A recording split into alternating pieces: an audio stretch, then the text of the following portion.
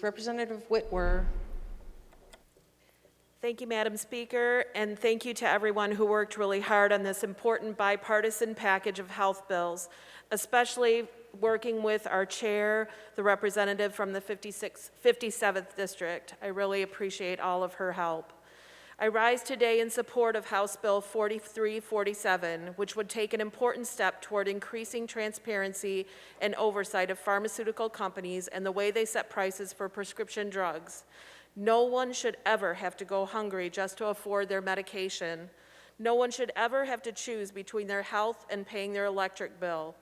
And no one should ever have to go without potentially life-saving medication simply because a recent price increase put it out of their reach.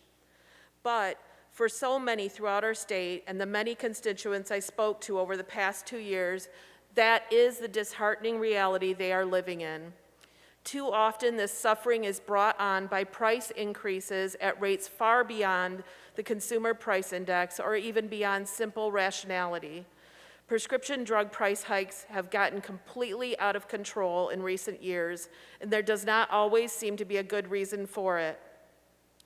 Wealthy drug manufacturers need more oversight. If they cannot explain their price increases with a reasonable explanation, they must be held accountable.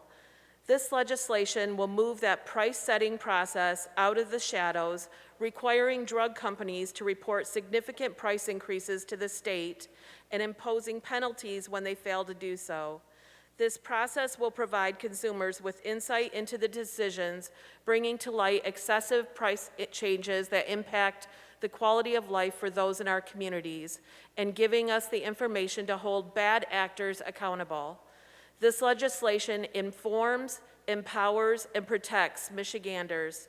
This legislation represents exactly what we were sent to Lansing to do: work together for the people of Michigan. I urge a yes vote on House Bill 4347. Thank you, Madam Speaker.